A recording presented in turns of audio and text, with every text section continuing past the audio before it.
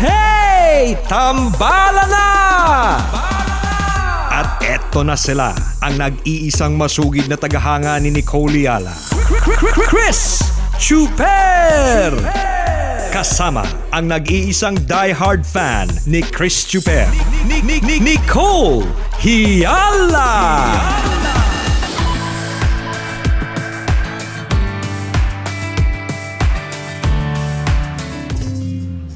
You're a hopeless romantic is what they say. Falling in out of love just like a play. Memorizing each line I see the word you say. Partner! Game na pala! Oh. Busy tayo pipindot. Busy tayo nag-message yung kani-kanina. Naka-ere na pala. Game na pala! Nakakaloka! Oh, sa unang parte ng live na ito, partner, ipinakita ang iyong pagkanta-kanta sa Itbulaga kahapon.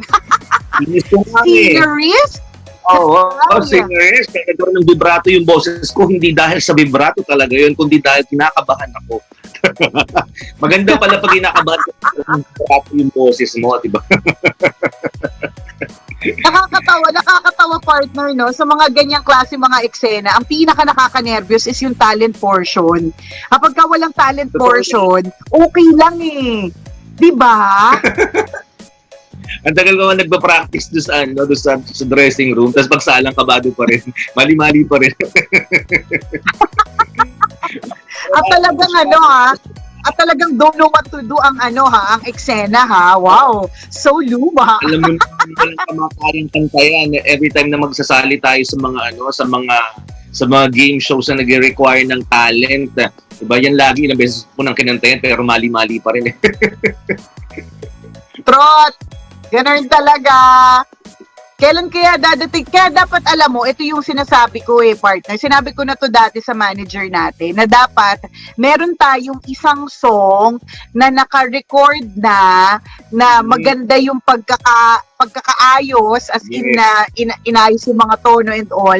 Para kapag ni-require tayong kumanta, meron na tayong ready material. Ganun. Dapat mga 1 or 2 songs.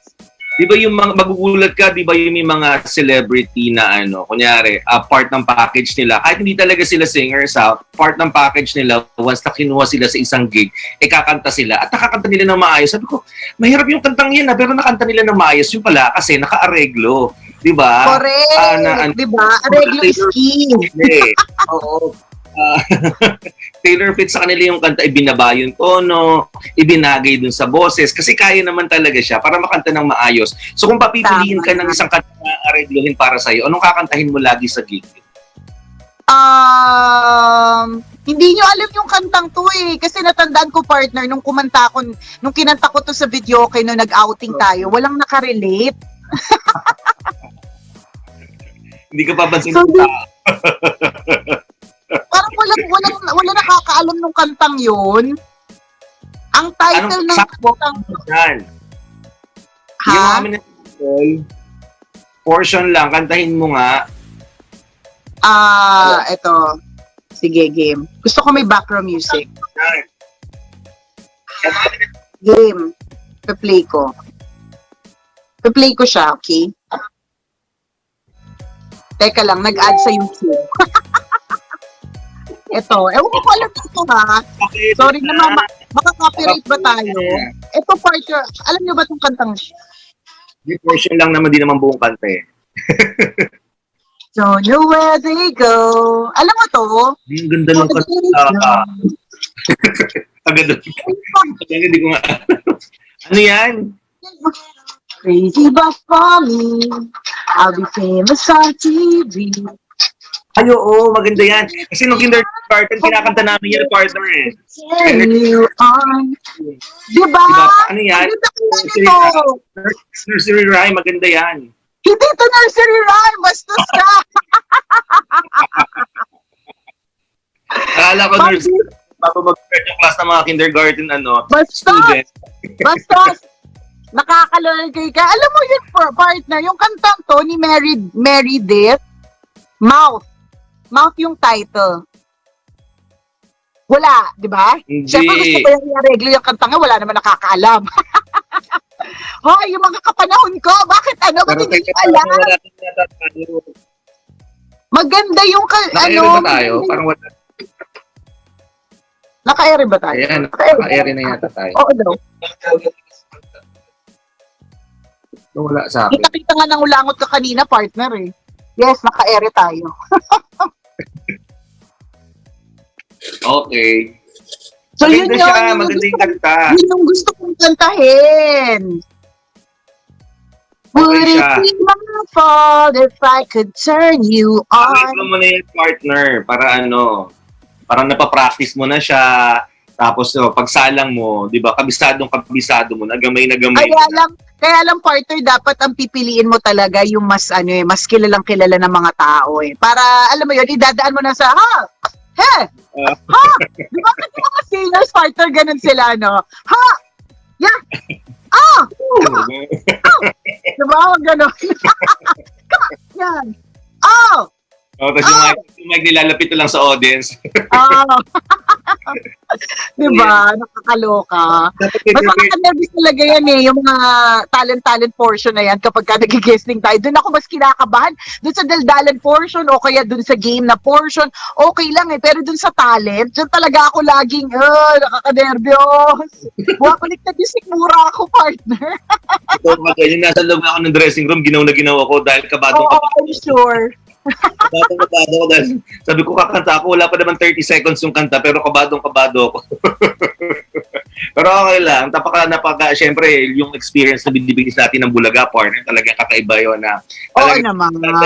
Yung fun, yung kaba, yung excitement na pina-experience nila sa atin every time na pupunta tayo at mag-guest sa kanilang mga segments. Yes. And then, thankful tayo sa Itbulaga kasi hindi nila tayo kinakalimutan. Lagi nila tayong sinasali sa kanilang mga shows. Kaya, thank you very much dun sa experience. Ayan, kasama dun sa experience talaga yung nervyos at yung kaba. Ganun. Kaya talagang may mga tao talagang parang meant for TV kasi hindi sila nahihirapan. At meron din namang hindi talaga meant for TV kaya nahihirapan sila. At kami po yun. Di ba? Parang katulad ng sa dito sa social media, tingnan mo, 4 million followers ang Love Radio Manila page. Pero kapag nagla-live ang tambalan, tingnan mo naman ang nanonood, 196 lang. Ano meron? Nasaan yung mga iba? Hindi man lang lumagpas ng 500, nakakalurky. Kasi siguro, may mga taong meant for video, parang may mga taong meant for TV, and meron mga taong meant for radio and audio, di ba? And feeling ko talaga, yung strength talaga natin, partner, is the audio part. Yung paminsan-minsang makikita tayo is okay din naman. Wala naman din talaga nga problema yon dahil because ito na din naman ang world today, di ba? Agree ako doon. So yung appeal ng tambalan is more on boses. Better heard than seen. Mas nagkakaroon ng boses namin sa inyo kaysa pag nakita nyo kami. Di ba? Kaya nga, alam niyo po mga tambalanista, dun sa iilan nating mga nanonood ng live ngayon, talagang pangarap ko po magkaroon ng podcast ng tambalan. Kasi, at least dun sa podcast, talagang audio ito. Kung better heard kami than seen, o di, you can hear as much of us when we already have our podcast. So, pagdasalan po natin yan na matuloy po yung proyektong yan na pinupush namin ni partner. Tama. Maraming chances makinig kayo sa amin, di ba? Hindi lamang on air, pati sa online, di ba? Through podcast ay mapapakinggan nyo kami. Hi, Princess! How's your, muntik na hindi magkasya si Princess sa screen. Kaloka? Muntik na hindi magkasya, babe. Mas malaki na yung mukha niya kaysa sa akin, babe. Come. Oh, see? Don't go near. Oh, just pantay. See? Your face is bigger than mine. Wow, taray. Ano ka ba? Hugis. Diet na nga siya niyan eh. Ano pa? Diet na nga siya Diet niya. na ba siya yan? Alam mo, partner, no? Iba yung Ito talaga yung panahon na ang hirap mag-diet, no? Ewan ko like ako kaka-birthday ko lang. Ikaw, partner, mag-birthday ka sa Monday. Advance happy birthday to you. Mag-birthday ka sa Monday. I'm sure may mga magpapadala sa iyo ng mga pagkain and mga sweets. Ako, partner, ha? Considering wala tayong booth, hindi tayo nakikita, hindi tayo nadadalaw. Ang nakuha ko, initially, 8. Yung pinost ko, 8 na cakes. Pero ang dami nagpahabol. So, ang total number of cakes na na-receive ko on my 41st birthday ay 12. So, Wow. napakahirap naman hindi kainin lahat. Dupa ngayon kinakain lahat. Hindi naman magkakasya lahat sa ref yun, di ba? Tinalo mo pa yung tinalo mo pa ang Goldilocks sa display ng cake nila. True. Di ba? So, ang sarap Kailangan kainin mo agad sarap siya. mamigay. Oo. Namimigay-migay ka, partner. Pero at the same time, syempre, pag namimigay kami, partner, natikman na namin yung cake. Kasi ayaw naman namin na, halimbawa, tanungin kami, halimbawa, ikaw partner yung nagbigay sa akin. Kunyari, Oo. binigyan mo ko ng strawberry shortcake, ganun. Oo. Tapos, dahil hindi nakasya sa ref, ang gagawin ko ay, ipapamigay ko. Bad naman yun. Dapat tikman. Kasi paano kung binake mo, pinaghirapang piliin, alam mo yung pinagsisipang piliin kung ito ba yung flavor na nararapat, ganun. Tsaka, dun sa mga nakaka-receive nung namin, hindi namin sinisira yung box. Tapos maganda yung pagkakaslice. Hindi naman barubal na ginawang ice cream, kinutsara. At pangit na tingnan. So, nakapag-share kami ng blessings. Pero, yun nga, ang hirap magpumayat. Kaya yung anak ko talaga yung cheeks, ang laki-laki. Ang hirap pumayat kasi tinitigman talaga namin lahat. At totoo yun kabisyo dahil ngayong Paskong ito, ang dami pong nagbibigay na gifts na food. Kasi uso na po yan eh. You can never go wrong with food, di ba, partner? Tama naman yon. So, Tama. ang eksena dito, kailangan talaga, lalong-lalo na kung libaw, kinakain nyo naman, tikman nyo po. Huwag nyo pong i-recycle. Kasi, di ba, partner, meron akong kwentong ganyan na napahiya ako. May nag-send sa akin sa station ng buko pie. So, yung brand na yon, parang Espasol. Yung brand na yun, partner, alam ko talaga, Espasol siya. Parang Oo. gano'n, parang sure na sure ako na kapag binigay sa akin yun ng friend ko, Espasol yun. Oo. Tapos may tinanong niya ako kung, natanggap mo ba? So ang sabi ko, oo, ang sarap ng Espasol. Tapos ang reply niya sa akin, hindi mo kinain, no? Kasi hindi Espasol yun, buko pie. Kasi binigay ko sa guards. So talagang partner, parang talagang yun yung isa sa mga lessons ko in life. Hindi ka dapat basta-basta nag-recycle, and especially kapag given siya ng somebody special to you, you should taste it. Kaya bawal ang pumayat ngayong panahon ng Kapaskuhan kasi ang daming pagkain, naglipa na talaga. Ito ka dyan. So, itong nung nakaraang birthday mo, kung nakatanggap ka na maraming Christmas, birthday cake, malamang pagdating ng Christmas hanggang New Year, partner, umasa ka na makakatanggap ka pa na maraming pagkain, di ba? Kaya nga. Isipin mo na lang, kapag sa opisina natin, di ba, yung mga boss natin, nagbibigay sila, ilan yung boss natin na nagbibigay ng mga regalo. Yun ang tanong sana. Yun ang tanong, kung magbibigay pa rin ba sila ngayon, di ba, may nagbibigay ng Yun malaking nga. tinapay, nagbibigay ng mga sweets from Baguio, yung mga nagbibigay ng mga kung ano-anong items, at marami pa, di ba, yung mga from our bosses. So, expect mo, marami ka pang pagkain na matatanggap. So, kung ano yung timbang mo ngayon, yun ang sabihin, kung ano yung timbang natin ngayon, umasa tayo na madadagdagan pa ito sa mga susunod na araw. Di ba? Oo. Start to sa birthday natin eh. So, Kaya nga, true. hanggang January. Nag-start More talaga food. sa birthday Diba? natin. Totoo ka dyan, partner. But Oo, anyway, please, happy birthday sa iyo, partner, in advance. Happy birthday. Oh my God. So old at 41. Charet. Oo nga, ba yun? 41 na. Pero okay lamang yun. Nararamdaman man ang pananakit ng balakang, okay lang, nakakarami pa rin. Yun. Nakakarami pa rin ng gawain bahay, ng gawain, Dapat. di ba, nang napupunta. Correct. Oo, yung ibang masakit ang balakang, hindi na sila nakakarami eh. Di ba? Wala na masyado nagagawa, nakaupo na lang, tatayo, lalakad ng konti, tapos na. Di ba? Kung marami pa akong pwedeng gawin. Very good. Very good talaga. And totoo po yan, no? When you reach a certain age, and and I hope, partner, and I pray na even if we reach our 50s or 60s, sasabihin pa rin natin yung linyang ito that age is just a number. Totoo pala talaga yun. Kasi dati nung nasa 20s kami ni partner, ang feeling namin sa mga 40-hin, talagang mga may edad na parang ang tatanda, di ba? But when we reach this age, yung 40-hin, hindi naman pa, of course, mas matanda, pero hindi naman pala yung iniisip namin na sobrang ang tanda, parang yuck, so lolo, ganun. Hindi naman pala ganun. Kasi nga, totoo, that age is just a number. Totoo ka dyan. Hello po sa inyong lahat, yung mga, sa ano ba, sa amin kasi parang i-declare daw na na pagdating ng December 23 hanggang January, naka-lockdown. So, para ma-prevent yung Saan? sa amin sa probinsya. Sabi pa lang naman, although nadinig ko pa lang naman, hindi pa siya Nakichismis pa lang yan. officially declared, pero parang yun yung kinoconsider nila para to prevent people from coming in.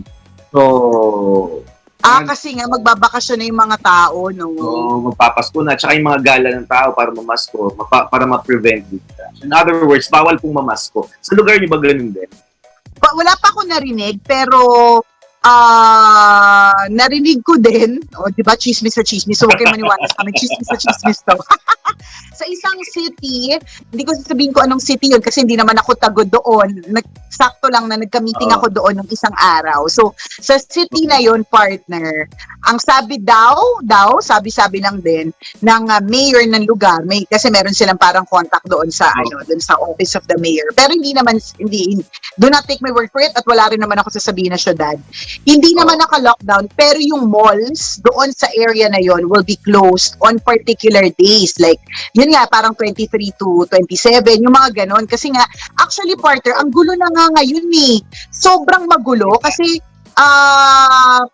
pwede na daw, lumabas nung November 30, yung news na pwede na daw yung kids sa mga malls as long as kasama nila as long as they are accompanied by their parents.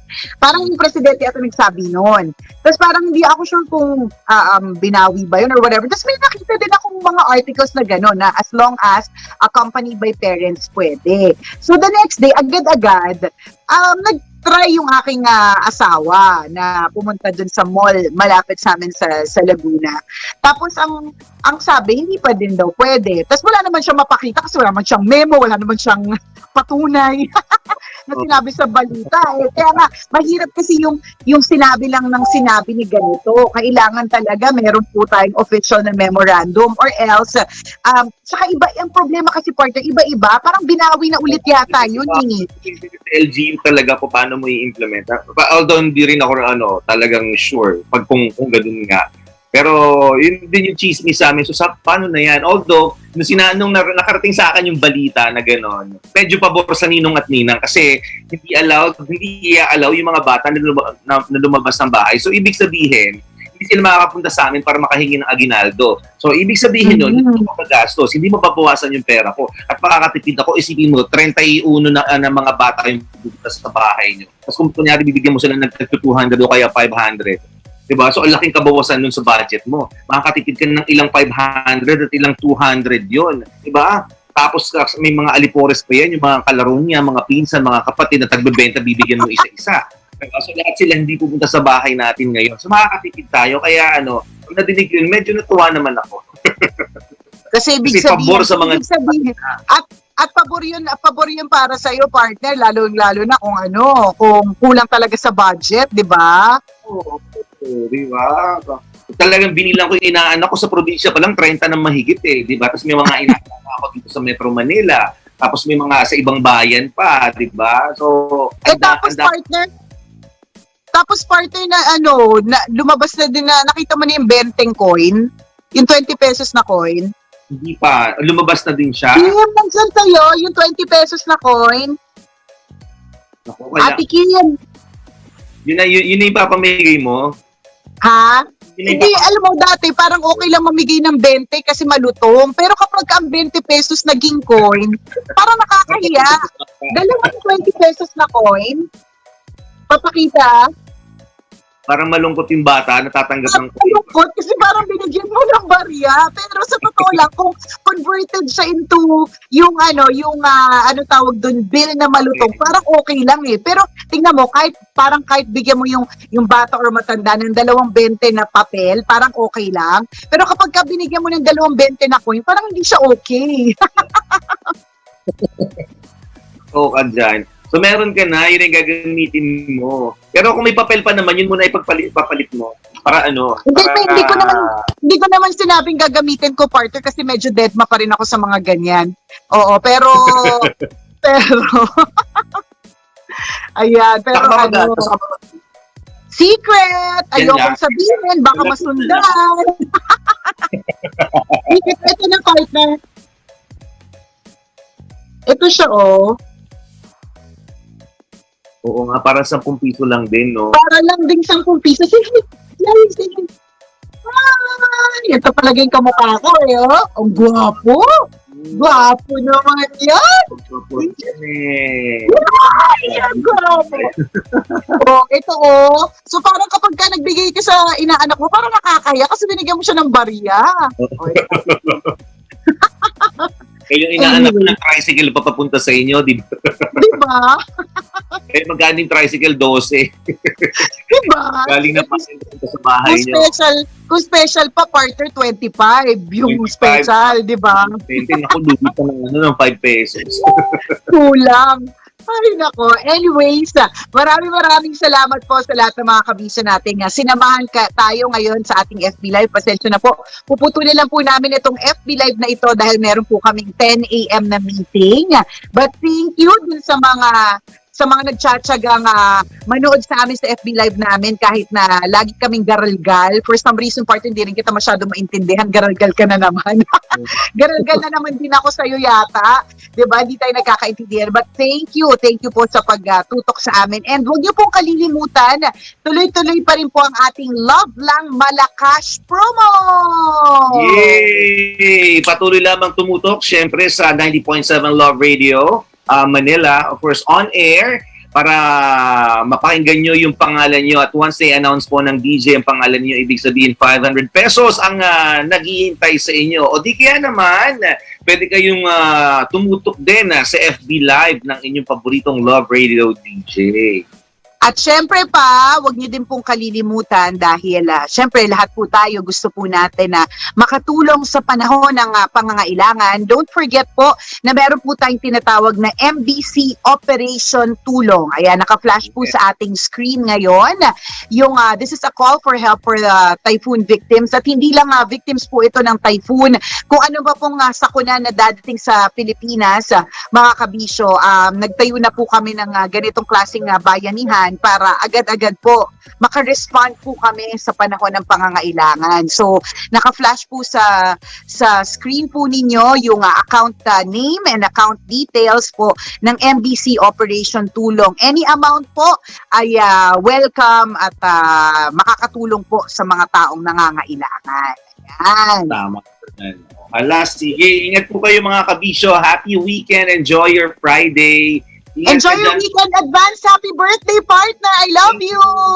Thank you. Bye. Okay, let's go. Always your number one SM radio station. Love Radio.